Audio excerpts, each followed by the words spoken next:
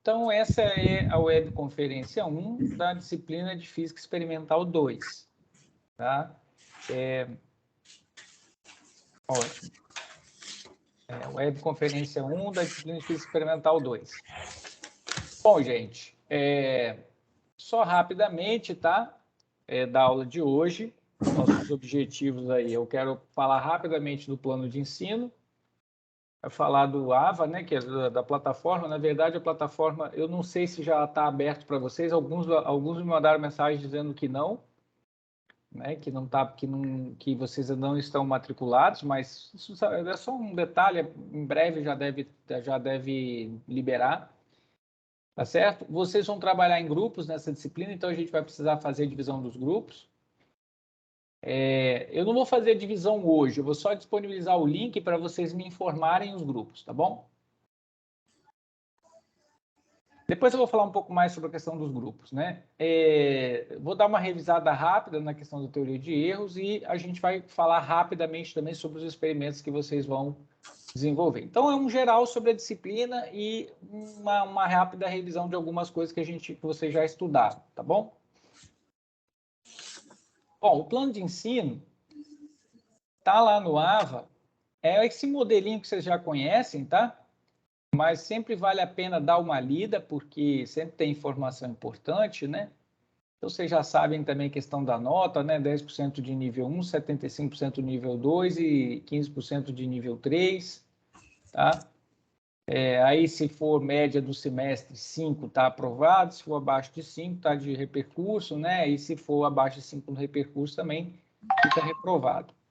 Uma coisa que eu acho que vale a pena vocês darem uma olhada é justamente esse planejamento aqui semana por semana, tá? Porque o planejamento é feito assim, ó, semana 1 do dia 18 ao dia 24, né? Deve estar pequeno aí na tela de vocês, mas depois vocês vão ter acesso a esse arquivo, né? Então, tá vendo aqui, ó, semana 1, aqui do lado aqui, ó. Vocês estão conseguindo ver aí? Creio que sim, né? Tá tranquilo, professor. Tá, semana 2, semana 3, tá? Semana 4, você tem o detalhamento semana a semana, tá? Então, também aí, prova, repercurso, já tem data da prova, 9 de junho, né? Da prova de nível 2, e depois do repercurso, dia 28 de junho. Então, tem o calendário tudo certinho que vocês, se não receberam, devem receber em breve, tá bom? Isso aqui a gente não precisa gastar muito tempo, porque vocês já estão acostumados com isso, já sabem como funciona esse esquema aqui, né? Voltando aqui, a plataforma de vocês também, né, em breve já deve estar funcionando.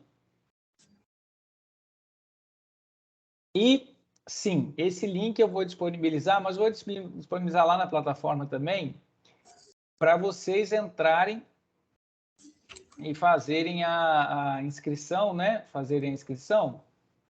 Vou abrir o formulário aqui rapidinho, tá? Só para mostrar para vocês.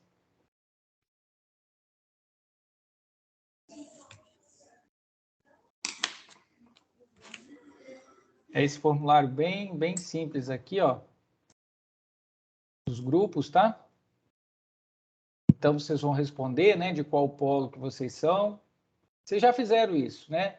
Formar o nome do líder do grupo, o e-mail, integrante 1, integrante 2, integrante 3, integrante 4. Vamos fazer, em princípio, com 4 integrantes, até 4, tá? Mas, em hipótese nenhuma, mais do que 4. Pode ser 3 e pode ser 4. Não pode ser 5, tá? Não pode ser 5 e também não é recomendável ser 2 também, não. Pode ser algum polo, só tiver 2 alunos, mas eu acho que não é o caso. Então, a gente espera que todos os polos tenham grupos entre 3 e 4 pessoas. Aí vocês vão me informar aqui para eu saber. Agora, veja bem, com essa coisa do polo, dos grupos, tá? No semestre anterior, de Física Experimental 1, aconteceu um problema muito sério, tá? Por quê? Vocês me enviaram uma lista de pessoas, que compunham cada grupo, E depois essa coisa foi mudando. Todo dia eu recebia 3, 4 mensagens. Eu não quero ficar nesse grupo, eu quero ir para outro grupo, eu quero não sei o quê. No final das contas, eu não estava entendendo mais nada que estava acontecendo. Porque parece, aquelas informações iniciais não serviram para nada. Tá certo? Não serviu para nada, na maioria dos grupos. Né? Foi uma troca-troca de gente de grupo que não tem nenhum sentido, tá? Não tem nenhum sentido fazer isso. Isso aí não contribui para um trabalho de boa qualidade. Então, vocês têm que conversar entre vocês, definir o grupo que vocês querem ficar. Eu não vou dizer para vocês fazerem isso amanhã, depois da manhã, não. Conversem primeiro, decidam aí as afinidades entre vocês, tá? Quem trabalha com quem não trabalha com quem quer formar grupo, quem não quer formar grupo com fulano, com beltrano. Vocês decidam, tá? Cada polo vai decidir, né, como é que vai definir os grupos. Uma vez definidos os grupos, vocês me enviam a informação, tá? E aí mantém esse grupo até o final da disciplina. Se alguém desistir, tudo bem, aí é uma outra situação, né? Porque houveram algumas desistências. Aí até você tem alguma justificativa para tentar organizar um grupo. Mas o que foi no semestre passado, eu pediria para vocês para não repetirem aquilo, né? Estou sendo repetitivo aqui, porque realmente não contribui para um bom trabalho, tá? Então fica aí esse alerta. Bom, tem a questão da divisão dos grupos e eu acho que eu vou pular um pouco aqui a ordem da coisa. Em vez de fazer uma rápida revisão sobre o que a gente já viu na Experimental 1, que eu quero falar com vocês sobre isso, eu vou falar sobre os experimentos primeiro, tá? Quais experimentos vocês vão fazer. E aí depois a gente faz essa rápida revisão. Tem uma apostila que também já está disponível lá a gente chama fascículo aqui na Física Experimental, no EAD, né? Então, esse aqui já está disponível na plataforma e vocês depois terão acesso, tá? Esse material inicial aqui sobre a teoria de erros e tudo é exatamente igual àquele que vocês já viram lá na Física Experimental 1.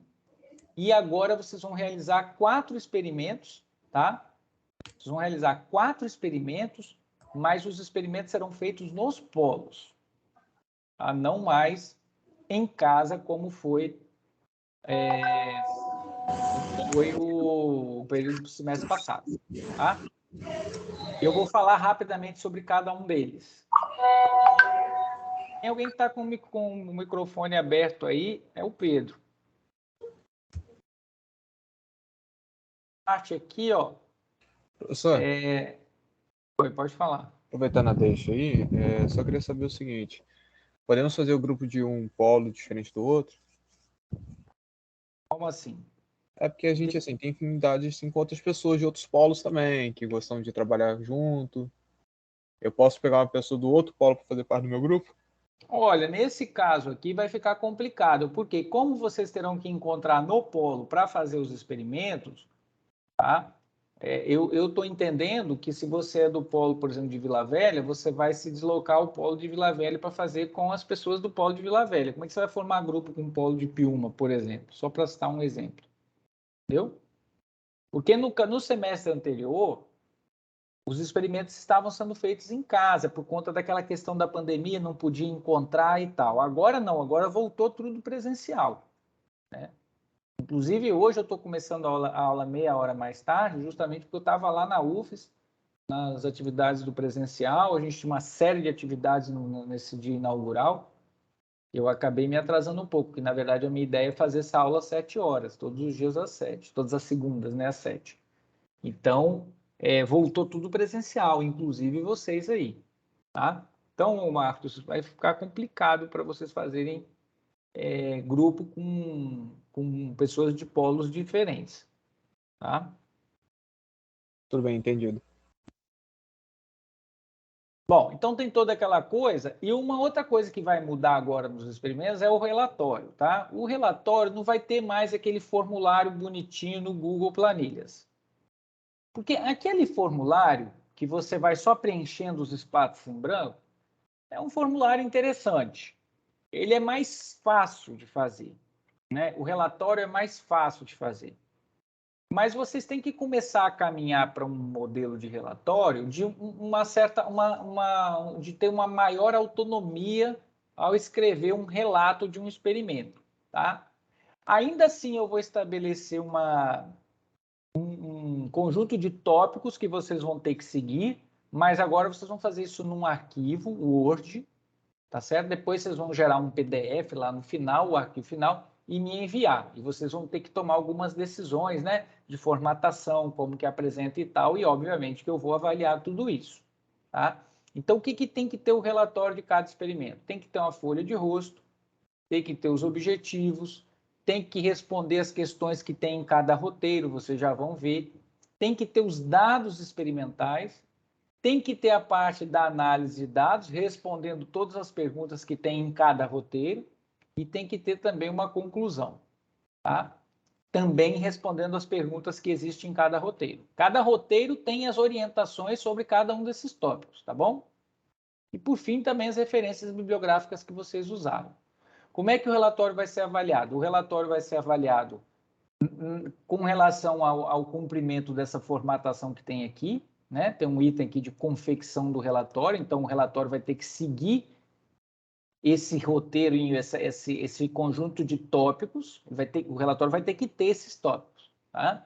Então isso vai ser avaliado, e vai ser avaliado também a maneira que vocês estão fazendo isso. Se for aquela coisa que é copia e cola, uma fonte é 12, a outra é 16, uma fonte é Times, a outra é Arial, isso vai interferir na nota, tá? Porque quando vocês pegam um livro para ler, o livro não é zoneado assim, tá? Então, às vezes, um faz uma parte, outro faz outra, outro faz outra, outro faz outra, no final o grupo não tem o trabalho nem de sentar ali para uniformizar a fonte do relatório. Não dá. Então, você já tem que começar a pegar um ritmo de trabalhos profissionais, né? Nós estamos formando profissionais, então precisa desenvolver essa habilidade também. Então, o relatório vai ter, com relação à formatação e conteúdo, 30% da formatação e 70% de conteúdo. E essa nota vai compor 80% da nota total do relatório. E os outros 20% vai ser em participação nas discussões que a gente vai fazer. Então, vocês uma semana vão para o polo, vocês vão discutir o experimento lá no polo, fazer e tudo mais, e depois vocês vão, a gente vai fazer nas webconferências, discutir o relatório. Mesmo porque a orientação para fazer o experimento já está tudo o vídeo, os vídeos foram, eu gravei isso da outra vez ainda que eu dei esse experimental. Vocês vão me ver lá um pouco diferente que vocês estão acostumados, tá? Porque já tem uns 4 ou 5 anos que eu gravei esses vídeos de orientação para fazer os experimentos, né? Mas os links estão funcionando tudo direitinho, já testei, tá bom? Então é isso, vocês vão ver as orientações, fazer o experimento, e aí na web a gente vai discutir um pouco esses experimentos, tá bom? Bom, então vamos falar 12. Então tá bem o relatório aqui, tem toda essa coisa nesse material que vai estar disponível na apostila para vocês, vai estar disponível na plataforma para vocês, tá? Agora eu vou falar rapidamente sobre cada experimento. O primeiro experimento é de força de empuxo. Essa montagem aqui, ó, tem no polo. Bom, eu espero que tenha em todos os polos, porque esses kits foram comprados e eles deveriam existir em todos os polos. Tá? Eu estou apostando nisso, eu estou acreditando nisso. A gente não teve a possibilidade ainda de visitar os polos, nós estávamos impedidos de fazer essa visita por conta dessa coisa de pandemia. E da outra vez que a gente fez essa disciplina, esses experimentos estavam disponíveis, foram utilizados, né, por todos, e eu espero que cada polo continue tendo esses materiais aí, tá bom? É um experimento muito simples, ele tem um copinho que você mergulha dentro de um líquido, mede a massa, tem todo o passo a passo aqui, ó. Tem as perguntas, tá vendo, que vocês têm que responder, e depois tem todo o passo a passo de como executa o experimento, tudo muito parecido com a Física Experimental 1, tá? Mas vocês vão realizar isso sozinhos. Aqui é o link do vídeo, tá? Olha o link do vídeo aqui para vocês para vocês seguirem as orientações, tá? Professor, Então, tem todo um passo a passo, só rapidinho aqui, ó, antes do encontro no polo, durante o encontro no polo e após o término da execução do experimento, tá? Ou seja, depois que acabar o experimento, o que tem que fazer? Tem tudo separado ali, escrever o relatório naquele modelinho. Pode falar, quem perguntou? fui eu, Yara. Tem como o senhor disponibilizar isso no grupo do WhatsApp? Porque até então a gente não está com acesso na plataforma, eu já ia dando um organizado, assistindo os vídeos para ver o que eu adiantar. Porque Posso, assim, sim. porque na segunda-feira, hoje eu estou em casa, né? Mas eu trabalho, né? De segunda a sexta, de manhã, tarde e noite, sou professora, então provavelmente eu não estarei em todas as suas webs. Aí a gente, qualquer coisa, eu te mando mensagem. Tá bom, E-mail. eu vou disponibilizar. Vou disponibilizar porque enquanto a plataforma não funcionar, né, não adianta. Obrigada. Esse experimento, como eu disse, ele é muito simples, a gente mede o peso desse objeto assim, do jeito que está a montagem aí, depois a gente mede o peso dele, põe ele imerso em água. E depois, se eu não me engano, Não, é só água. A pergunta teórica é se fosse imerso em outro líquido, como é que seria, tá? Então, aí vocês vão medir novamente o peso dele. Logicamente, por causa do empuxo, você tem uma medida antes e uma medida depois. E, por fim, a gente adiciona água. Esse aqui é um copinho. Esse é um copo que você pode colocar água até o peso ficar de novo igual que estava antes. E aí tem toda uma jogada aí do que vocês têm que medir. Tá vendo aqui, ó? Meça tal coisa, né? Acople o copo, regule a altura. Por fim, use a seringa para colocar água, retire o copo, retire o objeto cilíndrico do recipiente, determine a incerteza, blá, blá, blá, blá, e anota aqui e depois faz as contas. E faz o relatório. Sempre fazendo medidas, determinando incertezas, fazendo procedimento de propagação de incertezas, exatamente igual que vocês aprenderam na Física 1. Bom? Então, esse é o experimento 1. O experimento 2 é um experimento de dilatação. Tá? Agora, os experimentos são focados na Física 2, né? Nos assuntos de Física 2. Embora esse assunto de Física 1, empuxo, seja um assunto de mecânica, mas ele, em geral, a parte de fluidos é estudado na Física 2. Por isso que a gente jogou esse experimento lá para a Física 2, né? O anterior, de empuxo. Esse aqui já é um experimento que envolve a parte de temperatura, calor e temperatura, né? Conceitos de calor e temperatura, dilatação, tá? Então, ele consiste basicamente de um bulbo aqui, de um recipiente que você tem água, a gente põe um bico aqui embaixo, né, para aquecer isso aqui, a água ferve, gera vapor, sai por esse cano aqui, ó, por essa mangueira, o vapor entra nessa haste metálica aqui, dilata essa haste metálica e esse relógio comparador aqui nada mais é que um instrumento que mede o quanto essa barrinha dilatou. Nesse caso aqui, ele é um instrumento que vai ser utilizado para medir o quanto que a barrinha dilatou. E nós vamos fazer isso com 3 barras diferentes. E aí vocês vão fazer essas medidas e vão dizer de que são esses materiais e vão comparar com os valores teóricos, né? Para ver se bate ou não. E aí discutir as condições em que o experimento foi realizado, se está razoável, se não está razoável, porque sim, porque não, aquelas perguntas muito parecidas, né? Com aquilo que vocês estão acostumados também, que vocês fizeram lá na Física Experimental 1. Claro que a gente vai discutir cada um desses com calma, né? Em cada semana que ele for feito. Só um detalhe, vocês vão ter que se deslocar para o polo agora para fazer esse experimento com o grupo lá, tá? E, obviamente, que o tutor presencial vai registrar a presença de vocês lá. Tem que ir no polo, não tem jeito. Esse é um curso que vocês estão fazendo, é um curso semipresencial. Esse curso não é 100% EAD, né? Ele é um curso semipresencial. Usa a metodologia EAD, mas é um curso semipresencial. Por fim, vocês vão fazer um terceiro experimento, que é um experimento de calorimetria, que é para medir transferências de calor usando um calorímetro. Um calorímetro nada mais é do que um recipiente que isola, digamos assim, né, a substância que está dentro dele do meio externo, isola termicamente, tá certo? O que ele faz? O recipiente de isopor é um calorímetro, tá? É um calorímetro. É o recipiente que teoricamente, não troca calor da substância que está lá dentro com o meio externo.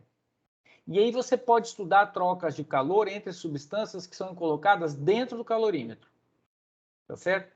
E pode estudar calor latente, por exemplo, pode estudar capacidade calorífica, calor específico, pode estudar uma série de coisas interessantes que é justamente esse o propósito desse roteiro aqui, né?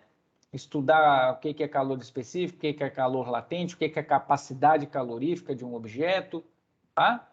São essas coisas que a gente vai fazer. Também tem todas as medidas ali que tem que ser feitas, né, de massa e de temperatura. A gente vai usar só água e gelo, né? Eu espero que cada polo tenha, sei lá, minimamente uma geladeira com pedrinhas de gelo para fazer esse experimento. E é muito simples, né? O calorímetro é um recipiente muito simples, então acho que esse daqui não vai ter nenhum problema, tá bom? E por fim, tem um experimento chamado termômetro. Aqui a gente vai começar a fazer algumas coisas, digamos assim, mais interessantes. O que isso significa?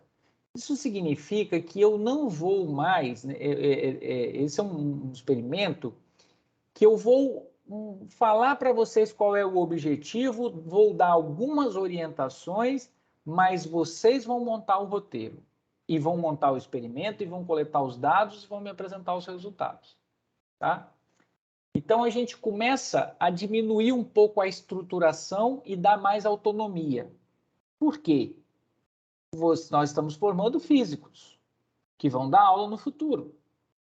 Esses físicos têm que começar a adquirir a habilidade de fazer suas próprias atividades experimentais, tá?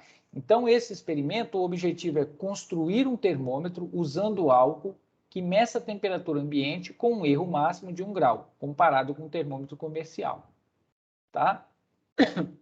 Então, é um procedimento, muito simples, tá? Tem na internet, se vocês procurarem, tem várias sugestões, mas eu quero que vocês passem por isso, que vocês montem esse experimento, e aí que vocês principalmente descrevam passo a passo como que vocês montaram e principalmente como que vocês fizeram a calibração desse experimento, né? Para que ele possa medir a temperatura ambiente com um bom nível de confiabilidade, quer dizer, que um erro máximo dele seja no máximo de 1 grau. Quer dizer, se você usar o termômetro que você construiu ou usar um termômetro comercial, o erro dele vai ser no máximo 1 grau, tá? E aí vocês vão ter que me contar essa história aí, como é que vocês fizeram. Tá bom? Então, são esses 4 experimentos que vocês vão fazer, tá? Uma coisa, uma disciplina relativamente simples, mas tem essa coisa de ir no polo, trabalhar em grupo, né? Dedicação, cada um tem que fazer a sua parte, tá certo? Não adianta ficar esperando para o outro. Não adianta também, né? No semestre anterior, assim, eu não vou ficar revirando isso porque não tem jeito. Mas não adianta vocês ficarem reclamando comigo que não tem tempo, que a disciplina é isso, que a disciplina é aquilo. Veja, vocês têm que entender uma coisa muito simples. O aprendizado é uma coisa individual, tá certo? O aprendizado é uma coisa individual, é uma coisa pessoal, né? Ninguém pode aprender pelo outro. Não tem como, tá? Não tem como, é impossível. É impossível. É a pessoa que aprende, tá? É a pessoa que aprende. Não adianta você mandar alguém ler o roteiro para você ou fazer o experimento para você. Tudo bem, a pessoa pode ir lá e cumprir uma tarefa, mas o aprendizado foi dela e não seu, tá?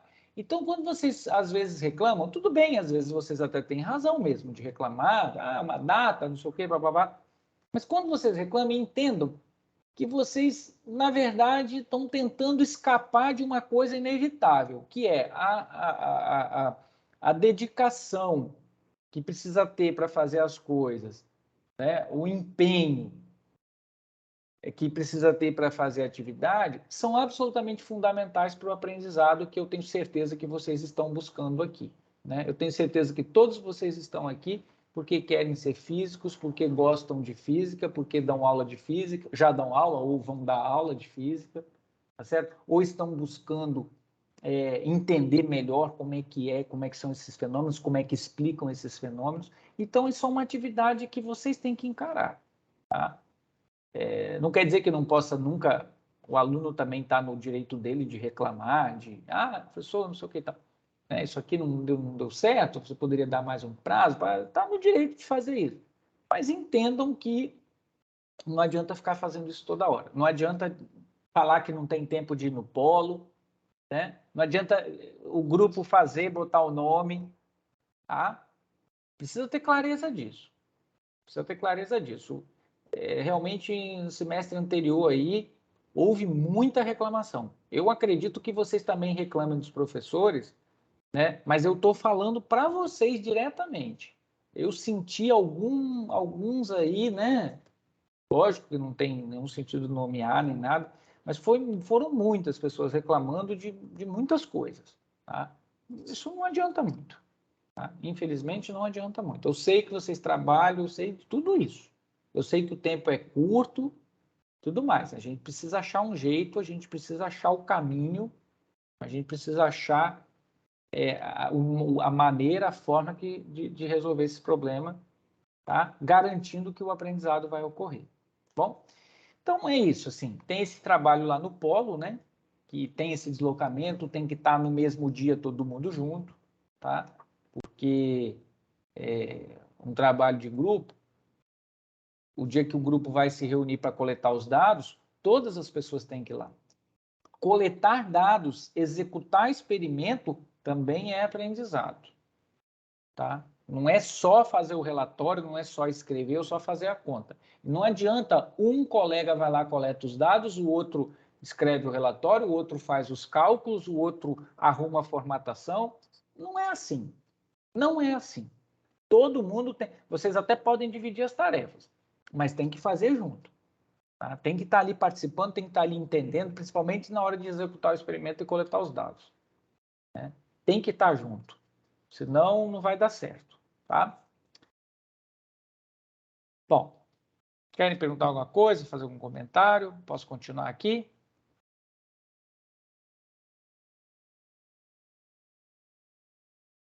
Vamos embora. Ó, seguinte.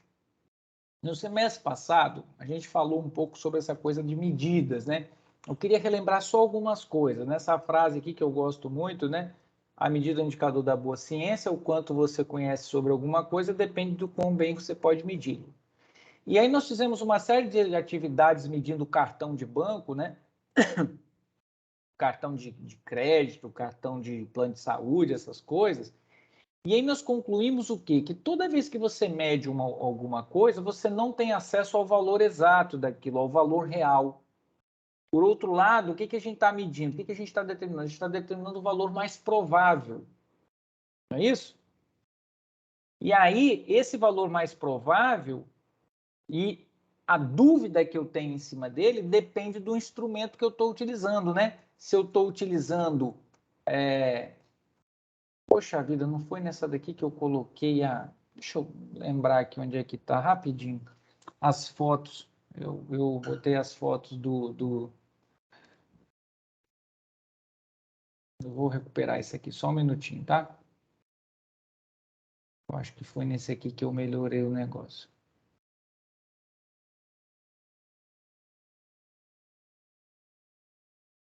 Aqui, ó, foi isso aqui, né? Por exemplo, quando a gente faz a medida desse cartão aqui com a régua em decímetro, né? Então, a gente tem um valor mais provável e uma dúvida a respeito dessa medida, né? Quando a gente faz a medida em centímetro, nós temos um valor mais provável e uma dúvida. Quando a gente faz em milímetro, nós temos um valor mais provável e uma dúvida. Quando a gente faz com um paquímetro, novamente, valor mais provável e a dúvida, né? Então, olha aqui, ó, esse resumo aqui, né, do que a gente fez com cada régua, reparem, quando nós fizemos a medida do cartão em decímetro, com a régua em decímetro, nós encontramos um valor mais provável de 84,4, mas com 5 milímetros de erro, né? Pode 5 para mais, 5 para menos. Tá vendo? Quando a gente fez a medida em centímetros, nós achamos um valor mais provável de 83,17, mas o erro já caiu para 1 milímetro. Não é isso? Vocês lembram que a incerteza só tem um algarismo significativo. Isso aqui é quando a gente faz o cálculo, mas a maneira correta de apresentar o resultado é com um algarismo significativo, né? Então, aqui seria 84 mais ou menos 4, aqui seria 83 mais ou menos 1, aqui seria 84 mais ou menos 84,9 mais ou menos 0,4. Então, vocês vejam como que o valor mais provável está ali 84,4, 84,8, e a dúvida está ali, ó, diminuindo à medida que a gente vai melhorando a precisão do nosso instrumento. Vocês continuam vendo a minha tela? Pessoal? Sim. Sim, professor. Ah, Ok. tá. É porque o aplicativo que mudou um pouco o que eu estou vendo, eu achei que talvez vocês não estivessem vendo, tá? Então, a gente discutiu isso, né? A questão do valor mais provável, a questão da dúvida, que na verdade a gente chama de incerteza, e eu queria rapidamente revisar isso com vocês, né? Então, toda vez que você faz uma medida, o que você está encontrando? Você está encontrando o valor mais provável daquela grandeza. E dependendo do instrumento que você está utilizando, a dúvida que você tem naquela medida que você está fazendo, ela pode ser, né? Ela vai depender desse instrumento. Quando você pega 3 instrumentos com precisões diferentes, né? Uma régua em decímetro, depois em centímetro, depois em milímetro, você vai vendo que a dúvida que você tem acerca daquela medida vai diminuindo, né? A dúvida vai diminuindo, tá bom? Então, eu queria recuperar isso rapidamente com vocês, né? Fazer essa revisão bem rápida. O que mais que eu queria fazer aqui com vocês? Aí tem esses conceitos de valor mais provável, erro, desvio padrão, né?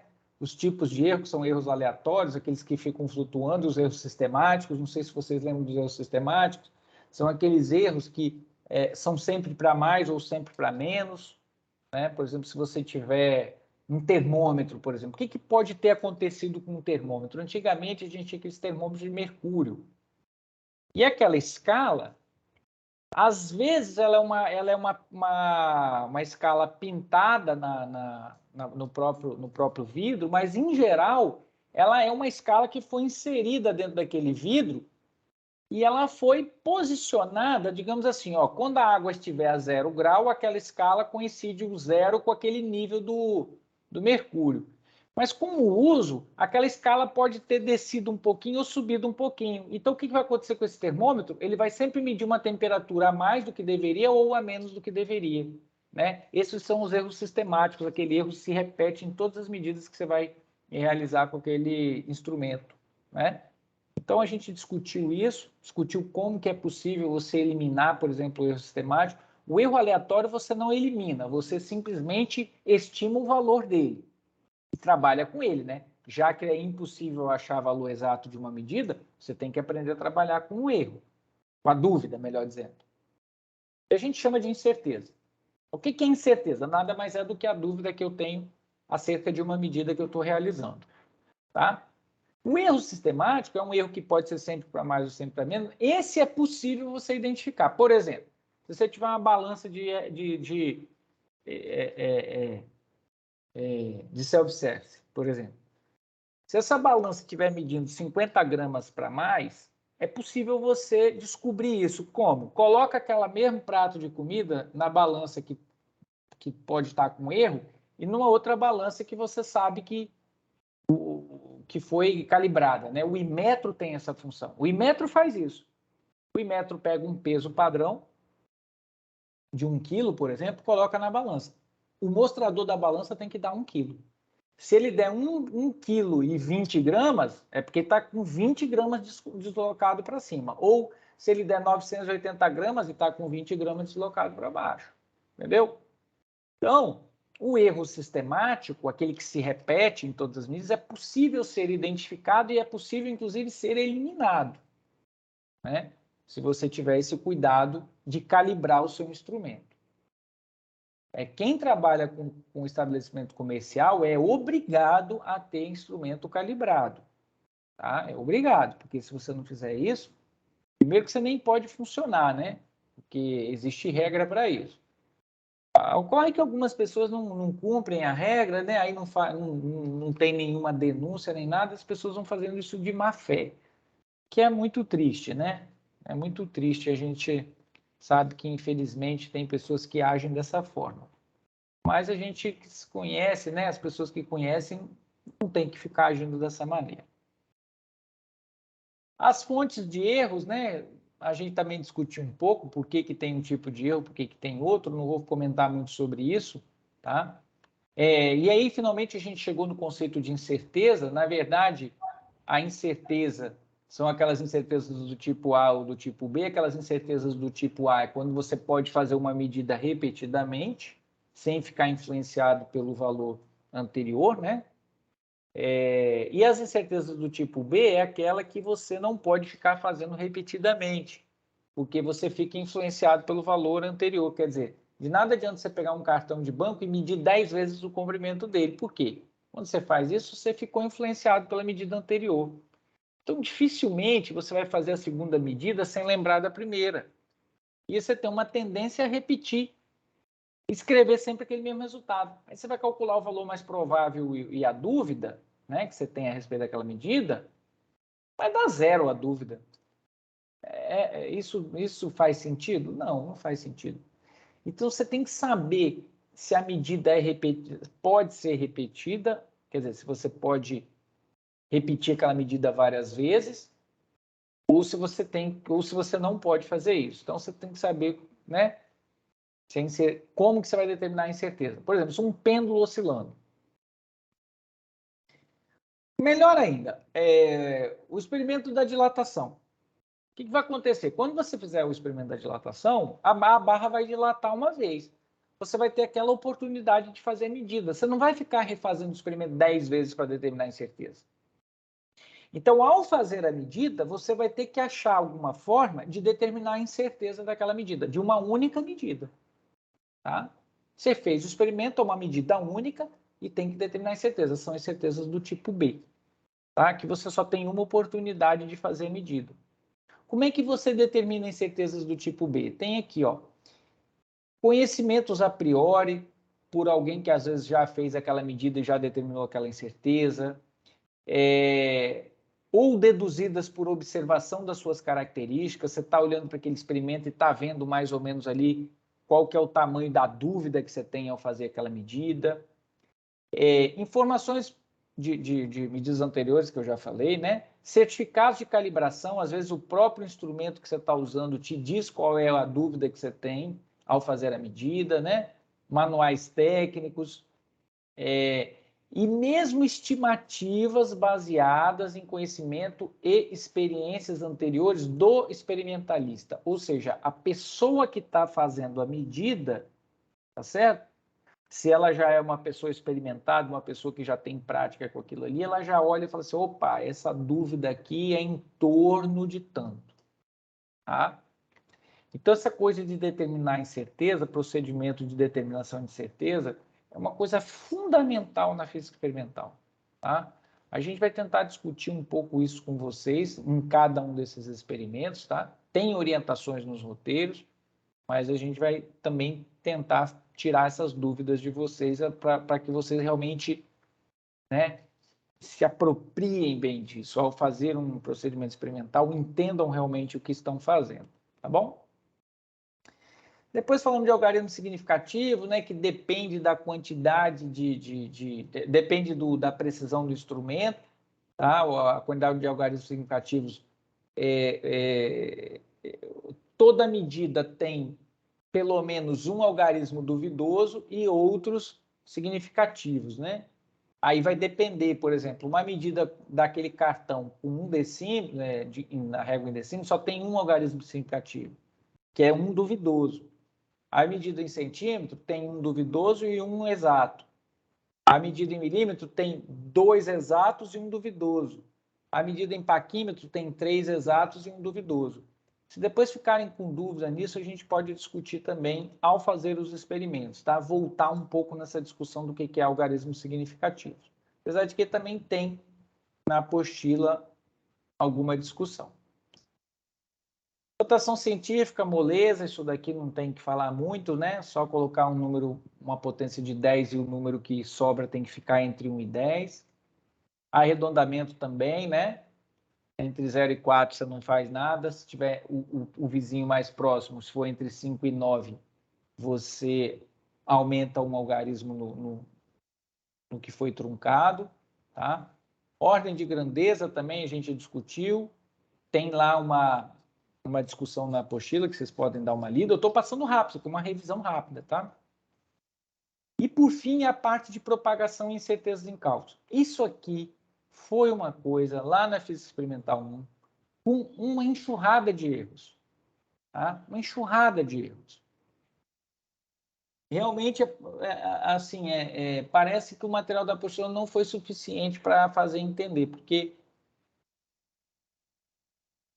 foi uma quantidade de erro muito grande. Veja, o que acontece? Quando você soma ou subtrai duas grandezas, você mediu, por exemplo, um quadrado, que é um retângulo, quer medir a área desse retângulo, né?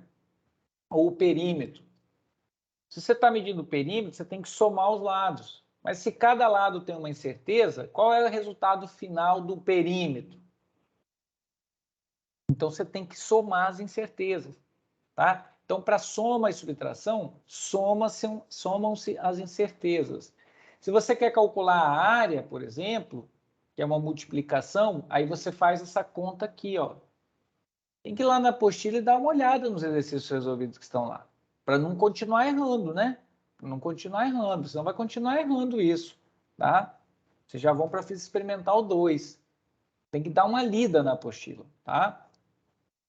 Aqui nessa aula de revisão não vai dar tempo de ficar passando isso de novo detalhadamente, é só um comentário geral. Então, você tem propagação de incertezas em cálculos de somas e subtrações, em cálculos de multiplicações e divisões, em cálculos de potência ou radiciação, tá certo? E em cálculos que envolvem funções de maneira geral.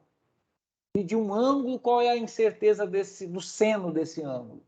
Aí você tem aí também uma fórmula que você calcula. Em todos esses lá na apostila tem um exemplo, no mínimo um exemplo resolvido. Todos eles, tá? Todos eles. Então, não tem motivo para vocês continuarem errando esses cálculos, tá? Mesmo porque no material aqui, ó, voltando um pouco aqui, tá vendo aqui? Isso aqui vocês vão me informar esses dados aqui, tá? Eu vou criar depois um Excel para isso, um planilha, um Google compartilhado, depois eu vou compartilhar com vocês o link. E eu tenho aqui, ó, vou até mostrar para vocês, tá? Eu tenho aqui, ó, eu vou jogar na minha planilha aqui os dados, tá vendo? Eu jogo os dados que vocês vão me informar aqui, ó, e já tenho todos os cálculos que eu preciso. Então, se vocês fizerem cálculo errado de incerteza e tudo mais, eu vou saber aqui, tá? Eu vou saber. Obviamente, o que vai acontecer? Qual que é a consequência disso? A consequência é que o relatório está errado, né? A nota vai diminuir, por exemplo, tá bom? A nota vai diminuir. Mas não façam por causa da nota. Façam pelo aprendizado, né? Façam pelo entendimento correto do que está fazendo. Não sei, Josué está com a mãozinha ali, não sei se levantou a mão, eu não vejo muito nesse aplicativo quem está levantando a mão. Eu Você levantou a levantei, mão? professor. Ah, pode falar. Sim. Professor, só indica algum livro dessa parte aí de incertezas?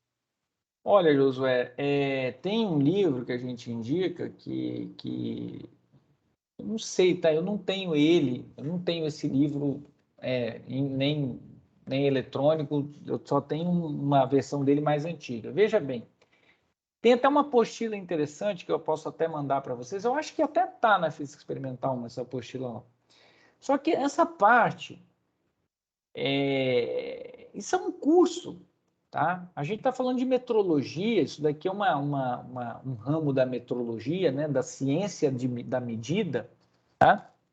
Existe a ciência da medida, tá? É uma disciplina inteira sobre isso.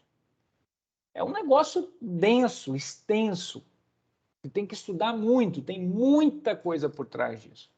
Por isso que eu não, às vezes não indico um livro, porque você vai começar a entrar naquilo dali, aquilo ali é como se fosse um oceano de coisas. Tá? O que tem aqui na apostila é uma coisa muito resumida, bem objetiva, com os exemplos bem objetivos. Tá? Tudo que tem aqui é o que vocês vão encontrar lá ao fazer o experimento e fazer os cálculos. Tá certo?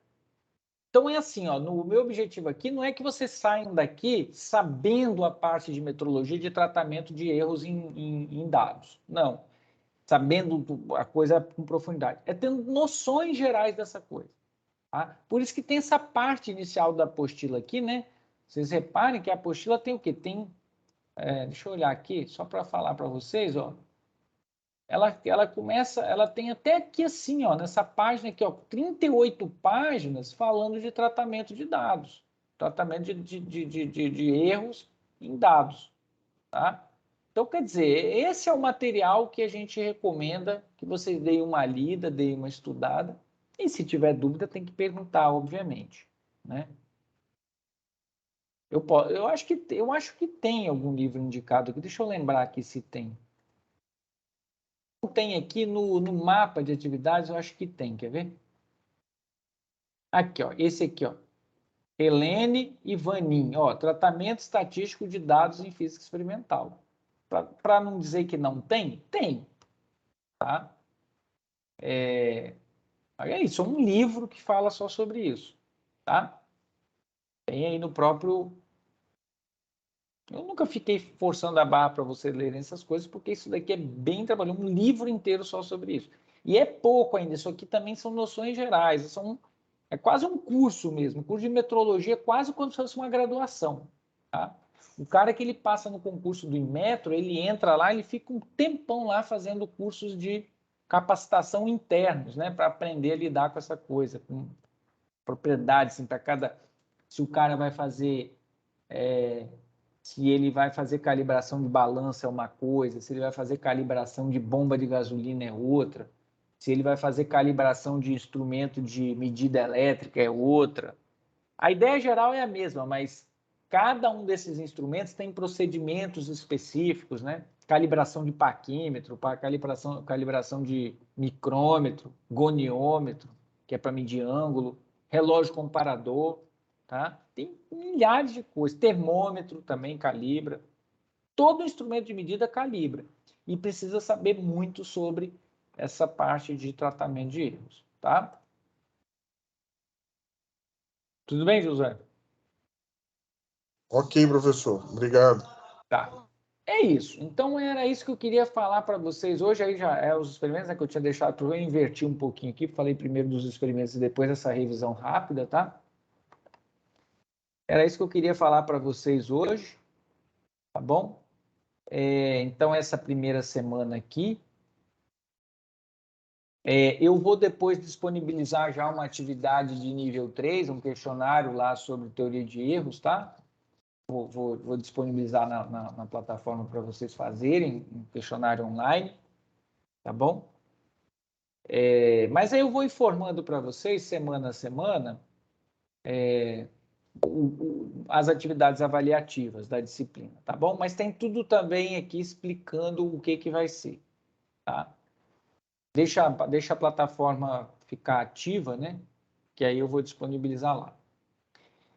Só lembrando, na semana que vem é feriado, tá? Então, a semana que vem eu não vou fazer o web na segunda. A gente pode tentar, mais à frente um pouco aí, a gente pode tentar ver se acha algum horário que vocês possam fazer um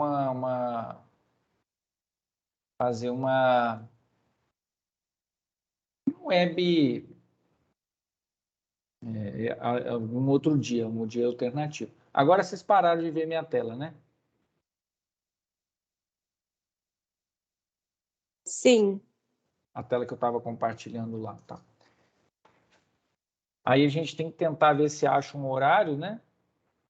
Horário alternativo aí para a gente poder recuperar, porque essas semanas que tem um monte de feriados e tudo, Mais à frente pode ser que eu também tenha algum problema na segunda-feira por conta de outras atividades que eu tenho aqui na UFES, né?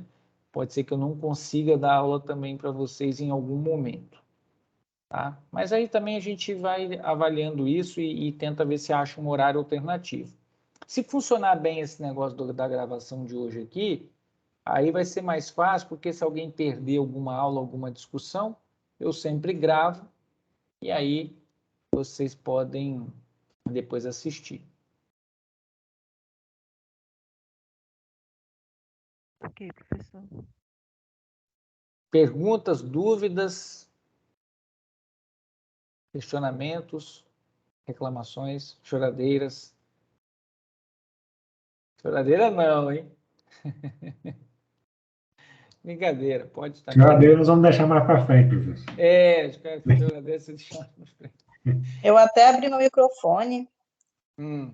mas deixa quieto, não vou falar nada. Pode falar, Luzia, né, que está falando, não é isso?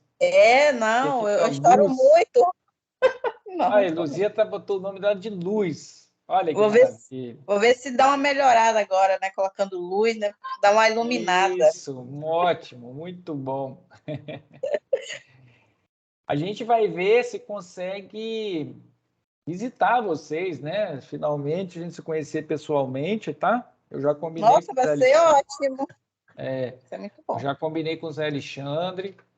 Eu já falei com os tutores para ver se eles localizam esses experimentos nos polos, porque a gente vai demorar umas 2 semanas ainda para começar a botar a mão na massa, né? Tem esse primeiro momento que é essa revisão, já vou disponibilizar a apostila para vocês fazerem essa revisão, em breve também já vou disponibilizar exercícios para vocês, tá certo? Então, a gente ganhou um tempinho com isso aí, vamos ver se nas próximas semanas aí a gente visita os polos para vocês já começarem a pôr a mão na massa. Professor? Sim. Assim, eu não sei se tem a possibilidade, né, de refazer aqueles cálculos da incerteza. Eu falo por mim. Eu tive uma dificuldade muito grande de entender as incertezas. Então, assim, se tivesse como refazer, só tirar um tempinho, uma hora, e refazer, assim, para a gente relembrar direitinho, para a gente não errar, né? Olha, Cristiane, esses cálculos, assim, essas coisas assim, claro que tem como refazer e tirar algumas dúvidas, mas eu preciso que vocês façam uma leitura façam uma leitura da apostila, que eu vou já disponibilizar no WhatsApp para vocês agora mesmo, eu, quando acabar aqui já vou disponibilizar. Eu preciso que vocês façam a leitura, tentem fazer os exercícios lá, e a gente faz algum momento para tirar dúvidas, que pode até ser na próxima web. Mas eu preciso que vocês façam isso. Não adianta eu ficar resolvendo exercícios para vocês. Como eu disse, o aprendizado é uma coisa individual. A gente já fez isso lá na Experimental 1, e agora vocês estão tendo a oportunidade de fazer uma revisão. Não adianta eu repetir aquilo que eu já fiz lá. Eu já fiz, tá certo? Eu já fiz. Se eu ficar repetindo aqui, eu só vou refazer aquilo que a gente já fez lá para trás. E vocês vejam que se isso fosse uma coisa que resolvesse tanto, se isso resolvesse, já teria resolvido, porque isso já foi feito, né? Quer dizer, eu já resolvi alguns exercícios para vocês.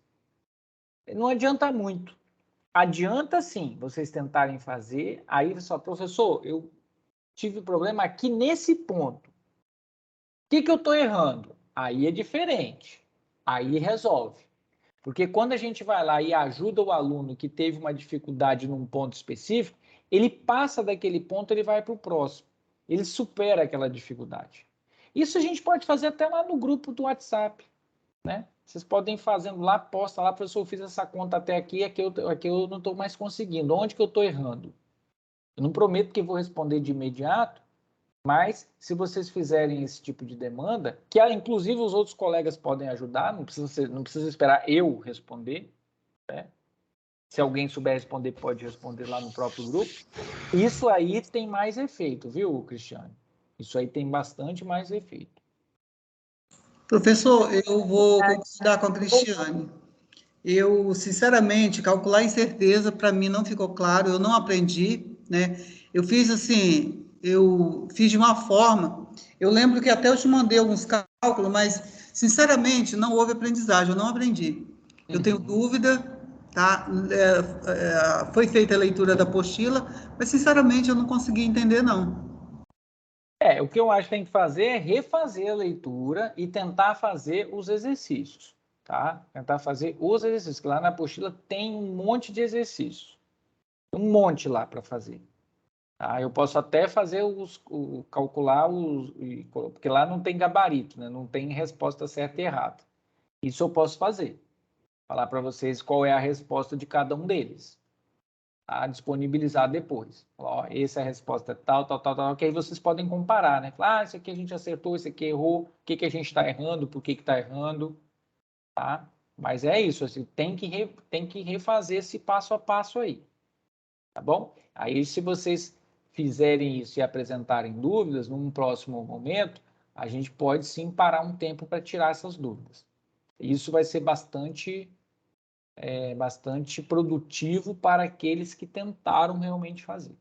Mas isso que eu estou dizendo, vocês têm que se ajudar mais, porque, veja, o professor é o responsável pela disciplina, mas quando os alunos interagem entre si, eles aprendem, às vezes, até com mais eficiência do que o próprio professor. Isso já está provado. Não é comigo, é com qualquer professor. Tá? A interação entre os alunos a respeito do conteúdo que está sendo ensinado tem uma força, um poder de aprendizado muito maior do que o próprio professor. O professor está ali para mostrar, para dar as diretrizes gerais, para tentar dar alguma luz ali sobre determinados assuntos e tudo mais. Mas é esse engajamento de um colega com o outro, né? Entre os colegas, da pessoa sozinho. Mas no momento que ela tem dificuldade, quando ela interage com o colega, isso tem uma força para o aprendizado absurda. Muito mais do que o professor falando ou repetindo um monte de coisas que já foram ditas. Tá? Então, o caminho é esse. Dá uma lida, tenta fazer os exercícios. Eu me comprometo com vocês, sim, a fazer o gabarito. Fazer o gabarito não, fazer as respostas. Né? Mostrar para vocês a resposta. E aí, não bateu a resposta, a gente pode, sim, resolver algum exercício. Esse que eu não consegui. A gente vai lá e refaz ele passo a passo. E aí vê onde que está o problema. Tudo bem?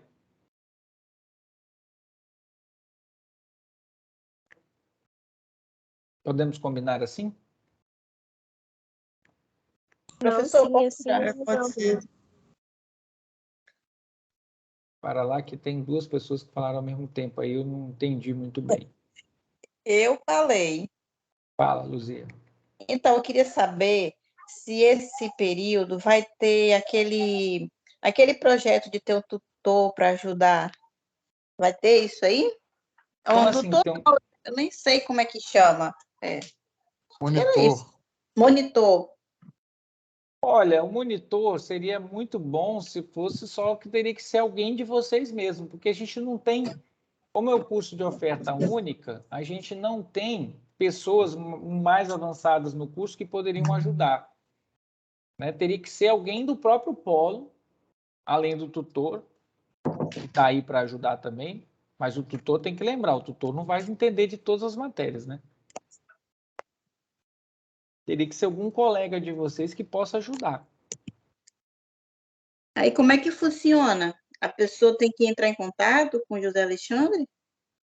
Olha, eu não sei se o Zé Alexandre também pode resolver isso pelo seguinte, porque teria que ser uma coisa meio voluntária, né? Assim, alguém daquele polo ali fala assim, não, eu estou entendendo essa matéria aqui, eu vou ajudar meus amigos aqui, meus colegas daqui do polo. Não sei se o coordenador tem como exigir isso ou como garantir que isso vai acontecer, entendeu, Luzia? É uma coisa Entendi. meio que um combinado. Eu acho que é possível, mas tem que ser um combinado do próprio polo. Como eu disse, né? É uma coisa que quando vocês interagem entre vocês aí, isso ganha ganha realmente uma força grande, né? Mas é muito difícil para a gente que está aqui do outro lado falar que vai acontecer isso. Quando a gente tem algumas coisas, por exemplo, o ideal seria que a gente tivesse alunos mais avançados no curso e esses alunos, aqui no presencial, a gente tem isso. Né? Inclusive, eles recebem bolsa. mas é porque nós temos alunos mais avançados que ajudam os alunos que estão entrando agora, né? Mas será? Eu acho que nesse curso tem colegas assim que entendem. Não, tem dentro da próprio polo de vocês, dentro do próprio grupo de vocês, mas não em semestres mais avançados, né? Não tem. Não tem ninguém nessa Tá, situação. entendi. Entendeu? O que a gente faz no presencial são com colegas que estão em semestres mais avançados. Aí tem a figura do monitor. Entendeu? Entendi. Tinha até um grupo do WhatsApp, né? Não sei se vai ter mais. Vocês podem usar o grupo que eu criei com vocês, continua ativo. Enquanto eu estiver dando aula para vocês, aquele grupo vai ficar ativo. Só se alguém quis sair dele, aí tudo bem. Não, tinha outro. Pode ser. A gente pode tirar dúvida lá mesmo. Vocês podem tirar dúvida lá mesmo, porque lá eu também estou vendo, eu também posso ajudar. E eu acredito que entre vocês, nos respectivos polos, vocês devem ter os grupos restritos do polo também, né? Creio eu, não sei. Sim, o tutor está sempre junto com a gente também, para tirar as dúvidas. Isso. Bom, professor, ajudando aí o assunto que a Luzia levantou, não seria viável os alunos que estão mais avançados no presencial ajudar a gente no EAD ou a gente procurar essa monitoria, se é possível, se isso pode? Não sei se isso vai estender a todos os polos. Eu sei que Goiabeiras funciona, mas não sei como é que está aí nos outros polos. Poderia acontecer isso? Poderia, mas aí vocês teriam que tentar ver também uma coisa que é um pouco informal. Como eu disse, a gente não tem no curso à distância, justamente por essa característica de ser oferta única, a gente não tem a previsão, por exemplo, de ter monitores, né? A gente não tem essa previsão. Mas nada impede que vocês sejam amigos de pessoas do presencial, por exemplo, e alguém se disponha a ajudar também. Mas assim, estou dizendo, se a gente procurar, eles não vão se negar a ajudar, né? Ajuda. Não, acho que não. Acho que não vai ter, não vai se negar a ajudar, não. Se vocês fizerem uma demanda e tudo, acho que pode ajudar. Agora, vocês podem acionar também o tutor à distância. O tutor à distância também tem a função de ajudar a tirar dúvida. Tá? O professor tem, obviamente, essa obrigação, mas o tutor à distância também. Porque o tutor à distância é um tutor que tem, digamos assim, essa função, né? E é um tutor mais preparado, digamos assim. A nossa tutora mas na realidade... doutorado, pô. A gente nunca teve acesso a ela, mas ela tem doutorado, pô. Não, vocês têm acesso a ela na plataforma. Ela está em todos os fóruns. Nós temos acesso a ela, assim. Ela dá o feedback na correção de prova, você manda um e-mail, ela responde, mas estou dizendo, nunca marcamos nada numa live, nem nada com ela, assim. Podem fazer esse tipo de demanda. Tá? Eu não digo que ela vai estar disponível a qualquer tempo que vocês quiserem, mas a gente pode conversar com ela para ver se ela pode entrar também e ajudar. Inclusive nesse grupo do WhatsApp aí. Mas eu queria fazer uma outra pergunta aqui. Professor, qual seria a possibilidade de a gente fazer uma visita técnica, ou se isso é possível, ou se vai agregar alguma coisa para o nosso curso, por exemplo? Agora que a pandemia já deu uma arrefecida, a UFES voltou, está tudo funcionando, qual a possibilidade da gente ir, por exemplo, fazer uma visita em uma hidrelétrica, numa usina nuclear, algo que tenha a ver, está diretamente relacionado à física, para ver se dá uma motivação a mais aí no curso? Olha, uma hidrelétrica é até fácil, tá? Porque tem algumas que não são, né? Em todas as regiões do estado aí você vai ter alguma que é menorzinha, né? Não necessariamente você vai ter. Pessoal mais de Colatina, aqui Colatina não tá, não tem polo, né? Mas o pessoal de Linhares, aí Aracruz, de repente poderia pensar aí naquela que tem lá em Baixo Bandu, né? A Aimorés, que é aquela hidrelétrica lá de, acho que é Mascarenhas que chama, né? Lembro o nome daquela, tem uma hidrelétrica grande lá.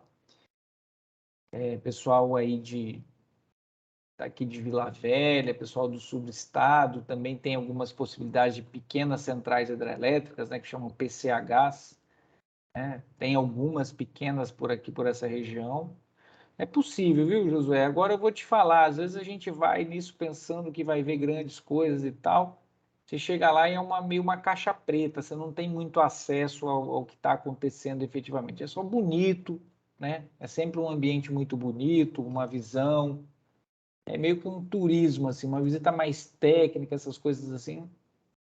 Teria que ver a real utilidade disso, tá? A gente pode começar com o coordenador para ver se tem alguma possibilidade, mas eu não vou prometer nada nesse sentido, não. Tá? Não é muito a prática da gente fazer esse tipo de visita. A nossa prática é muito mais executar experimentos que a gente vê o fenômeno acontecendo. Isso sim, se vocês quiserem vir até a UFES presencialmente para ver alguns experimentos, né? Inclusive, todos os anos a gente tem uma amostra de experimentos que sempre acontece no segundo semestre, e que você tem experimentos belíssimos. Isso a gente pode divulgar com antecedência para vocês se organizarem, vir aqui. Mesmo que não seja no evento, se vocês quiserem vir um dia aqui na UFES, no presencial, a UFES está sempre de portas abertas, tá? Inclusive, tem gente do polo, tem gente do curso de vocês que faz atividades presenciais com a gente aqui, né? Assim, eu na primeira graduação que eu fiz química, a gente sempre tinha esse acesso. Mesmo sendo no IAD, a gente, né, tinha acesso aos professores, marcava e a gente ia até a UFES, né? Geralmente. Mas aqui é idem. Idem. Aqui vocês também podem fazer essa visita a hora que vocês quiserem. Mandar mensagem para o professor, eu gostaria de ir visitar, conhecer, ver como é que é. A hora que vocês quiserem. Tá? A hora que vocês quiserem. A gente está aqui à disposição. Como eu disse, já tem gente, inclusive, fazendo isso. Tá? Do curso de vocês aí. Tá bom? Mas é um interesse individual, né? Interesse de cada um. O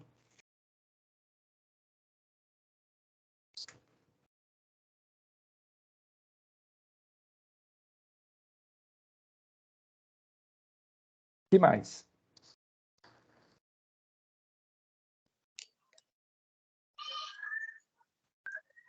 Podemos encerrar aqui a gravação? Acho que sim, né? Essa parte aqui. Vou parar só a gravação.